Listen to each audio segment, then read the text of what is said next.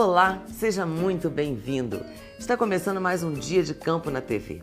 No programa de hoje nós vamos mostrar como a coleta de batatas silvestres garante variabilidade genética para o melhoramento da cultura. E na Agência Embrapa de Notícias você fica por dentro das últimas novidades da pesquisa agropecuária brasileira. E agora, no quadro Sempre em Dia, vamos falar sobre a química envolvida na liberação de cianeto nos produtos da mandioca. Acompanhem.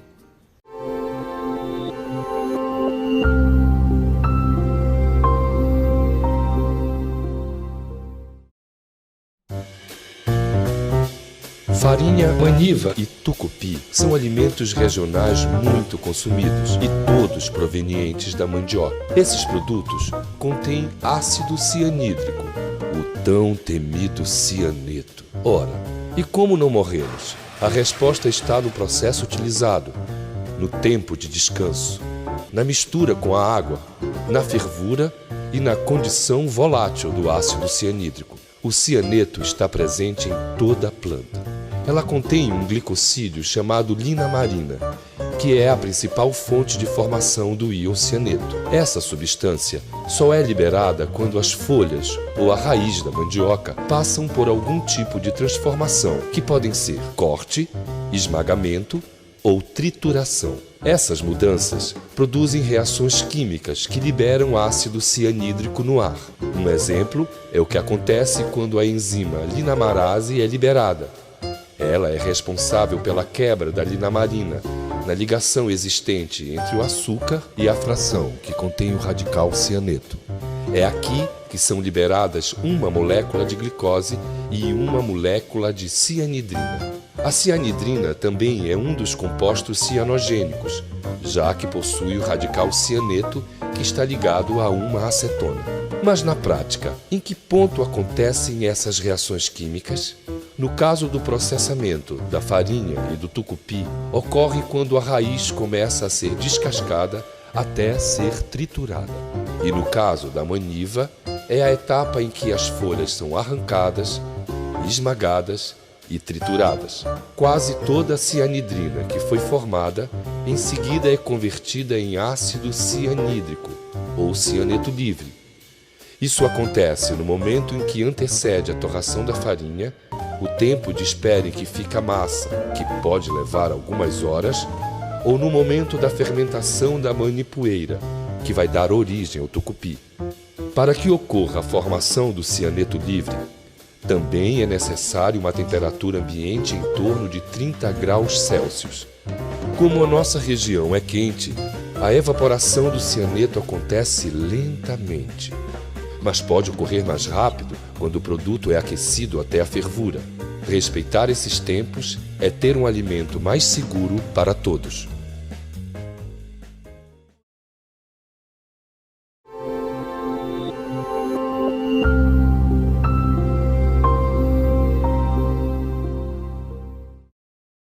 A identificação e coleta de parentes silvestres de batata é fundamental para o desenvolvimento de novas variedades. Na nossa primeira reportagem, vamos acompanhar uma equipe de pesquisa da Embrapa Clima Temperado por cerca de 260 quilômetros de Pelotas ao Chuí, no extremo sul do país, em busca dessas pequenas batatas. Confira. Estas batatinhas que você vê na imagem crescem no ambiente por conta própria. São parentes silvestres das batatas que a gente consome. Estudos mostram que das 115 espécies de batata, 111 são de parentes silvestres e apenas 4 domesticadas e cultivadas. A mais comum delas possui em torno de 4.000 variedades selecionadas pela humanidade. É batata de tudo que é tipo que se possa imaginar, embora no Brasil a gente use poucas delas no dia a dia.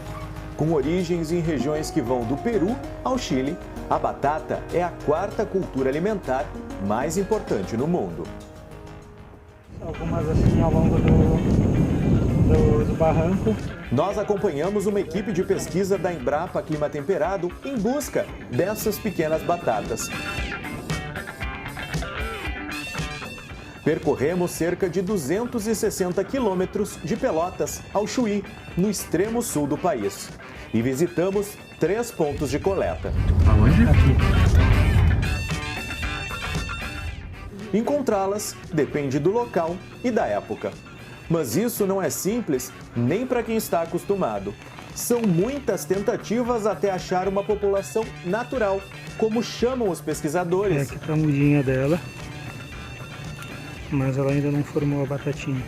Que possa ser coletada para o trabalho de pesquisa. Sem um olhar treinado, quem passa por uma área como essa, bem pertinho da rodovia, não percebe que aqui tem parente das batatas, dessas que a gente consome em casa, crescendo assim, livremente pelo ambiente. Essas aqui não dá para comer, mas elas são importantes porque, por estarem aqui por muitos anos, se adaptaram ao ambiente.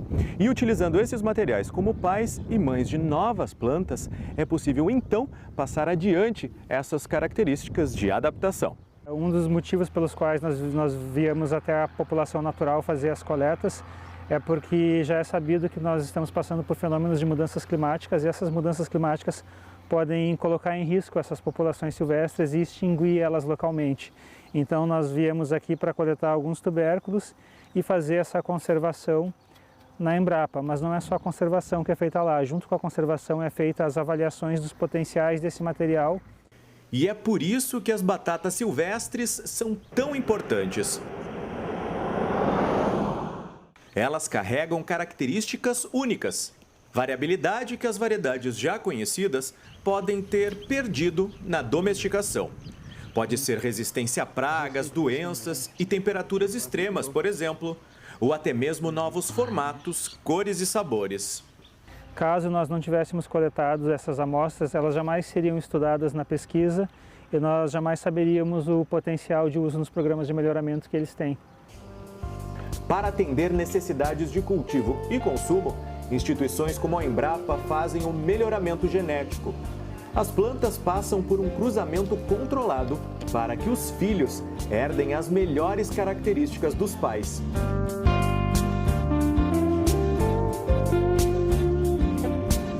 Essa caça ao tesouro que a gente acompanhou fornece mais recursos para o melhoramento, porque enriquece a diversidade genética da coleção de batatas da Embrapa, onde os futuros pais estão guardados. Mas antes de fazer parte dessa coleção, chamada Banco de Germoplasma, o que é coletado em campo passa por alguns processos. Após a coleta, os tubérculos são cultivados em casas de vegetação. Só então as novas mudas chegam neste laboratório.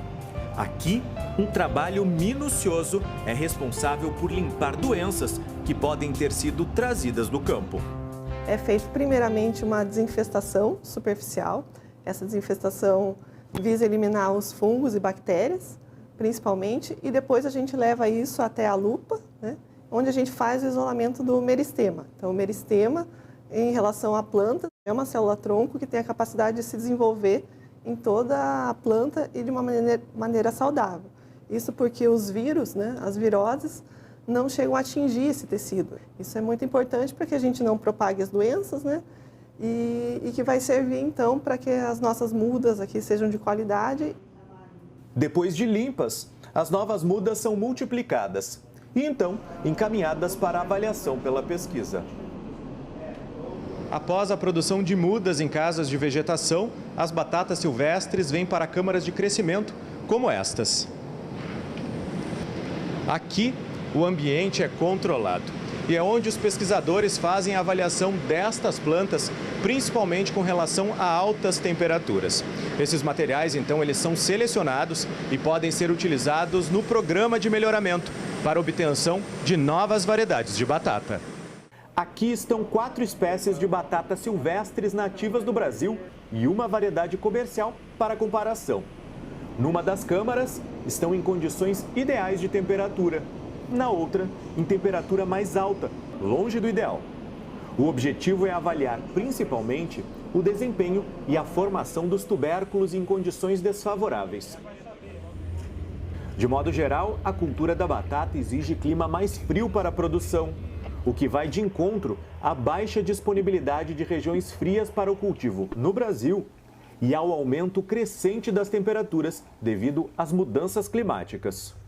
Nós queremos encontrar materiais que nas condições de estresse eles tenham um desempenho igual ou melhor que o material cultivado, porque a partir daí nós podemos selecionar novos materiais de batatas para serem cruzados no programa de melhoramento e a partir daí então obter no futuro novas variedades de batata que sejam mais adaptadas para condições de cultivos que são mais quentes, por exemplo, que as do sul do Brasil atualmente.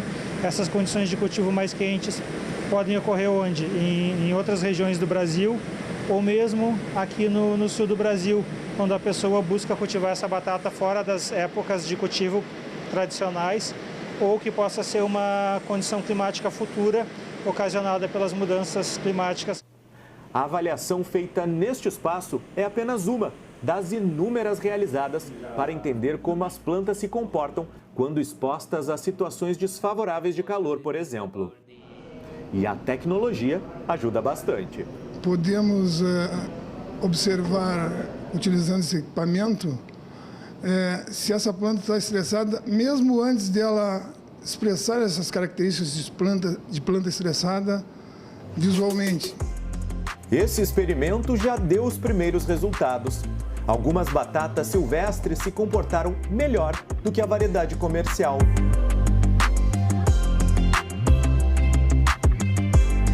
Seis variedades já desenvolvidas pela Embrapa descendem, em parte, de parentes silvestres. Eles ajudaram a enriquecer a variabilidade genética da batata cultivada. Na pesquisa que a gente mostrou, a ideia é buscar por características específicas, atendendo a desafios da cadeia produtiva. Um dos principais objetivos da identificação e coleta de parentes silvestres de batata é preservar a variabilidade genética. Esse trabalho faz parte de uma iniciativa mundial para a adaptação da agricultura às mudanças climáticas. Na nossa segunda reportagem, vamos entender como a Embrapa guarda esses materiais de forma segura para o futuro. Confira. O trabalho minucioso da Juliana, analista do Laboratório de Cultura de Tecidos da Embrapa Clima Temperado, não termina com a limpeza das plantas. Este espaço também faz parte do Banco Ativo de Germoplasma de Batata da Embrapa, um conjunto de estruturas responsáveis por guardar amostras vivas de tudo que é coletado no campo ou desenvolvido pela pesquisa. Aqui então a gente tem ensinado todo o material cultivado. Então os três pilares de um banco de germoplasma, de um banco ativo de germoplasma, é o enriquecimento, que seria agregar novas fontes de germoplasma, nova variabilidade. A conservação é garantir que isso vai estar disponível ao longo de vários anos, para sempre seria o ideal. E a caracterização, que é o que faz com que a gente conheça esse material. Porque aí, a partir da caracterização, é que a gente vai propiciar que ele tenha um uso, que é a sua atividade fim. No laboratório, a conservação é feita nestas incubadoras. As condições são controladas para um crescimento lento. Mesmo assim, todas as mudinhas, no caso da batata, precisam ser renovadas, em média, a cada 12 meses. Uma vez que a batata silvestre, são plantas que a gente não forma aquela semente clássica, como pode o feijão, arroz, né? Simplesmente guardar numa câmara fria. A batata é uma espécie que ela precisa ser propagada de alguma forma, né? Vegetativamente. E aqui no laboratório a gente conserva ela então em tubos de ensaio. Para fazer essa conservação a gente reduz um pouco a temperatura, então conserva em câmaras incubadoras, onde a gente reduz a temperatura e reduz a luminosidade. Aqui ainda são feitas cópias de uma mesma planta. In vitro, são 5 acessos para a conservação. Outra forma para manter essas cópias é cultivar as mudas em casas de vegetação por até 90 dias. Outro espaço que faz parte do Banco Ativo de Germoplasma da Embrapa é este daqui. É como um depósito, onde as plantas de batata coletadas lá no campo, desenvolvidas pela pesquisa ou trocadas com instituições parceiras, são conservadas. Esse banco mantém hoje mais de 460 tipos de batata do Brasil e de 20 países diferentes. Algumas dessas batatas estão aqui há mais de 30 anos e possivelmente nem existem mais onde foram coletadas. É como um grande álbum de figurinhas que não tem fim. O objetivo é conseguir as batatas mais raras e difíceis e assim conservar características diferentes de cultivo e produção, que possam ser utilizadas no desenvolvimento de novas variedades hoje ou no futuro. O próprio nome da batata cultivada, quando a gente passa por esse processo em que vai se agregando características que facilitam, que propiciam o seu cultivo, tu vai perdendo outras características, muitas vezes da rusticidade. Então isso faz com que o germoplasma silvestre, ele abre um leque de opções que a gente, no germoplasma cultivado, a gente não encontra mais. Então é uma fonte importantíssima de variabilidade, de fontes genéticas para tolerância, o processo agrícola ele é dinâmico, então novas pragas surgem, novos estresses e isso no cultivado dificilmente se encontraria essa fonte de resistência ou de tolerância. As plantas coletadas também são registradas neste espaço, o herbário. Cada caixa dessas guarda amostras diferentes de batata silvestre, com informações sobre o local de coleta e características básicas. Tudo é digitalizado e inserido num sistema para consulta. Aqui estão catalogadas cerca de 300 amostras de batata silvestre. A estrutura é independente ao banco, mas dá suporte às pesquisas. É do banco ativo de germoplasma de onde são retirados os acessos, como é chamada cada amostra original, para o melhoramento genético. Nesta imagem está o resultado do cruzamento de alguns tipos de batata com características de interesse. São mais de 6.000 mudas. A ideia é unir essas características numa única planta. Por ano, as diversas combinações chegam em até 40.000 mudinhas para a seleção, como essas aqui, por exemplo. Depois de até 7 anos, daqui são selecionadas apenas 3 ou 4, que passam por avaliações a campo antes de se tornarem uma variedade a ser cultivada pelos produtores. O principal usuário do banco de germoplasma de batata é um programa de melhoramento, que é o desenvolvimento de novas cultivares e que tu precisa ter então uma variabilidade para que isso consiga ter os avanços. Nesta unidade da Embrapa, esse trabalho já tem quase 80 anos. São cerca de 15 pesquisadores envolvidos de diferentes áreas, além dos bolsistas e equipe de apoio. Todo o processo de desenvolvimento de uma nova cultivar leva em torno de 10 anos. Todo esse trabalho com a batata é um exemplo do que um projeto, realizado em 24 países, está estimulando para 29 culturas de importância global. Gerenciado por uma organização internacional, busca preservar a variabilidade genética e estimular o compartilhamento, para assim garantir a adaptação da agricultura às mudanças climáticas. O Crop Trust tem a missão de ajudar a conservar e a tornar disponíveis a diversidade de culturas mais importantes para o mundo. E para fazer isso, nós tentamos ajudar a construir um sistema que funcione para a conservação in situ. Precisamos de toda a diversidade que os parentes silvestres podem fornecer para as nossas culturas alimentares. A gente vai procurar um pouco mais adiante ali. No Brasil, a Embrapa trabalha com o resgate de parentes silvestres de 4 culturas. No caso da batata, é uma das 6 instituições responsáveis pelas coletas. Cavar até encontrar essa batata. O material resgatado aqui também é armazenado num dos maiores bancos genéticos do mundo, na Inglaterra. O Brasil é um país prioritário para a coleta de parentes silvestres.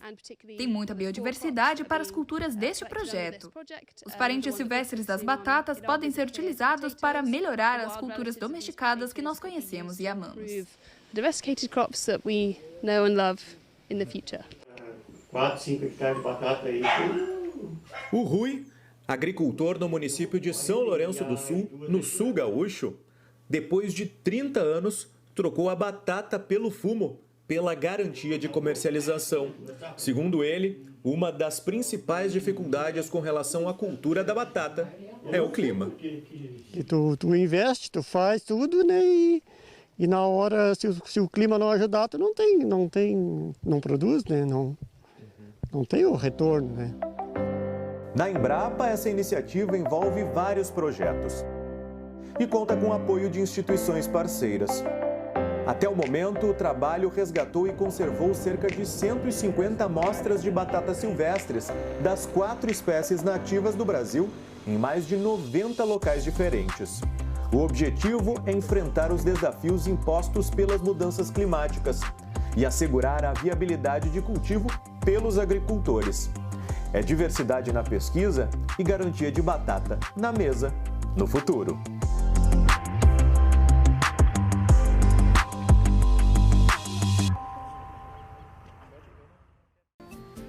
Gostou do assunto de hoje? Quer saber mais ou tirar alguma dúvida?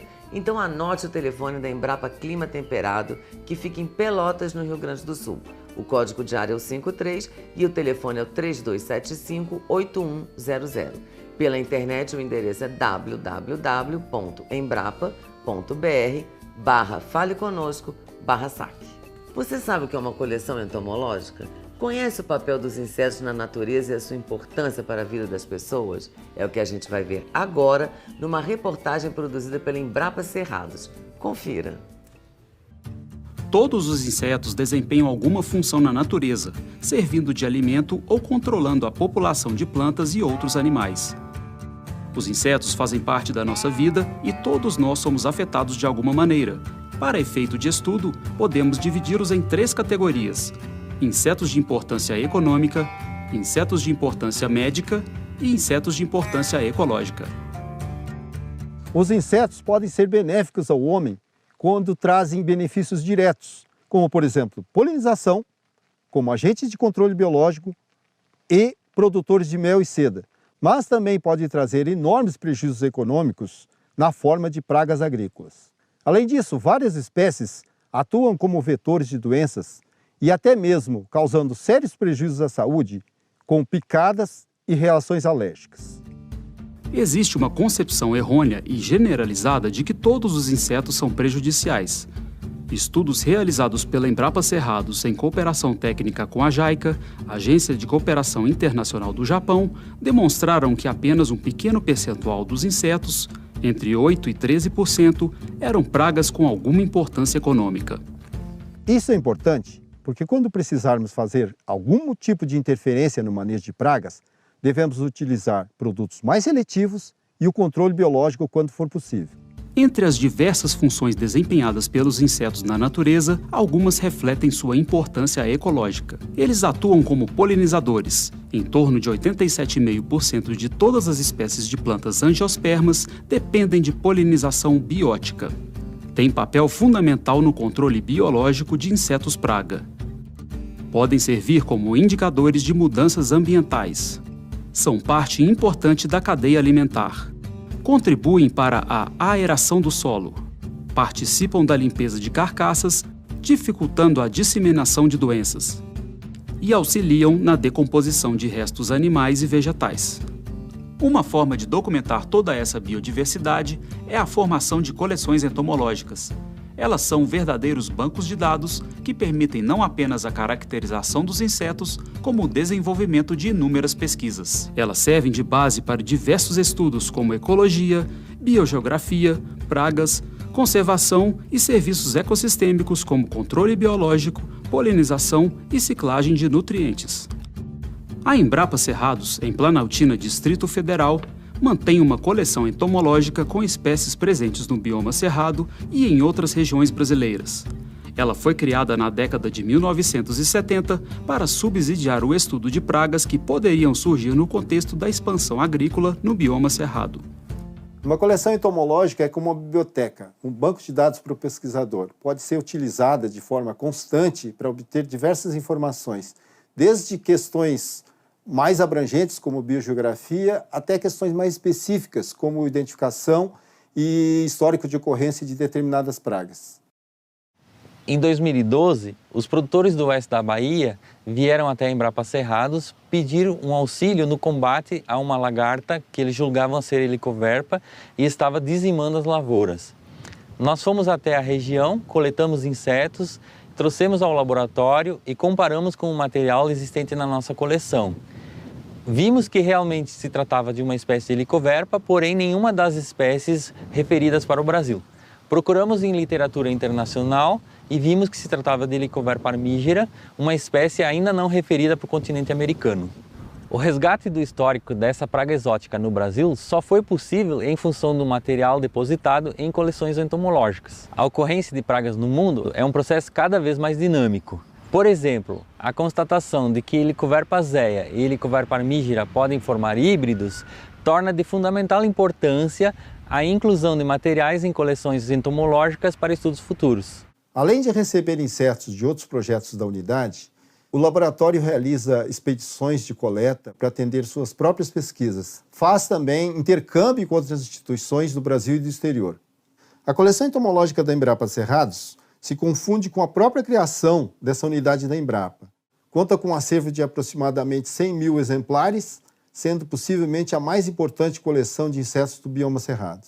A coleção conta com um laboratório equipado para desenvolver ou dar suporte para diversas pesquisas, como serviços ecossistêmicos, especialmente polinização, ecologia, biodiversidade, taxonomia e controle biológico. Um dos grupos de insetos coletados é o da família Sphingidae. Esses insetos atuam como polinizadores.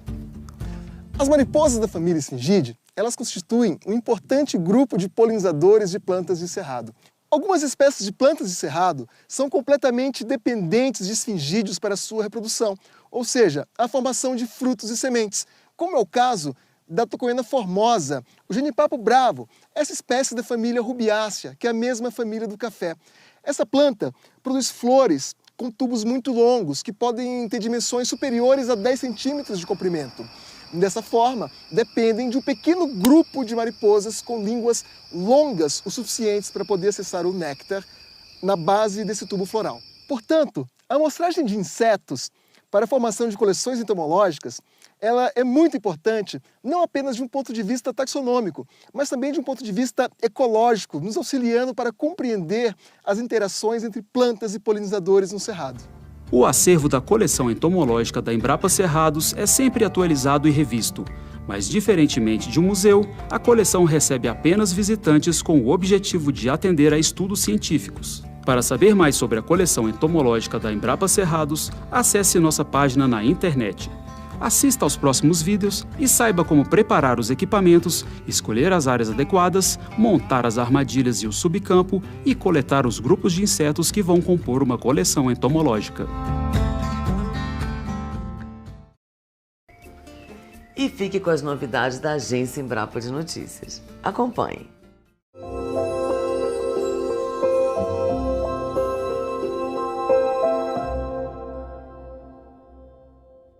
E a primeira novidade de hoje é que pesquisadores identificaram plantas capazes de extrair níquel do solo. O estudo identificou mais de 200 plantas nativas do Cerrado capazes de tolerar níveis elevados do metal. 19 espécies são hiperacumuladoras, ou seja, podem ajudar a retirar o níquel do solo e descontaminá-lo, processo chamado de fitorremediação. Além disso, essas plantas podem ser um meio mais acessível para obter metais de interesse econômico. Já esse processo é chamado de fitomineração. O potencial dessas espécies foi descoberto em uma região mineradora em Goiás. E ciência usa Big Data para reduzir riscos climáticos na produção de grãos no Brasil. Pesquisadores latino-americanos utilizaram essa tecnologia para compreender melhor os efeitos do El Niño e da Laninha na produção de grãos na safra de verão. O estudo analisou e cruzou dados de 50 municípios nos estados de Rondônia, Mato Grosso, Goiás e Tocantins, responsáveis por 39% da produção de grãos no país.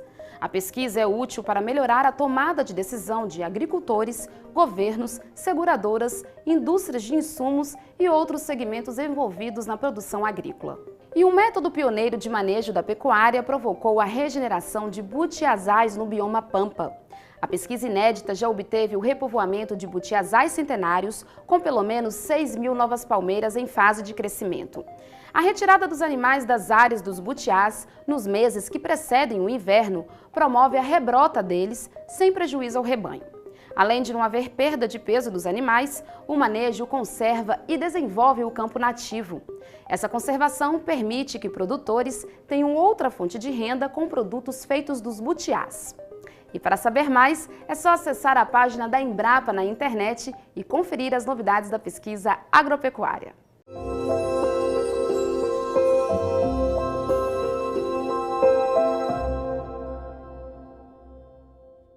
E o Dia de Campo na TV fica por aqui. Para assistir a outras reportagens do programa, acesse embrapa.br/Dia de Campo na TV. Até mais, tchau, um beijo, se cuida.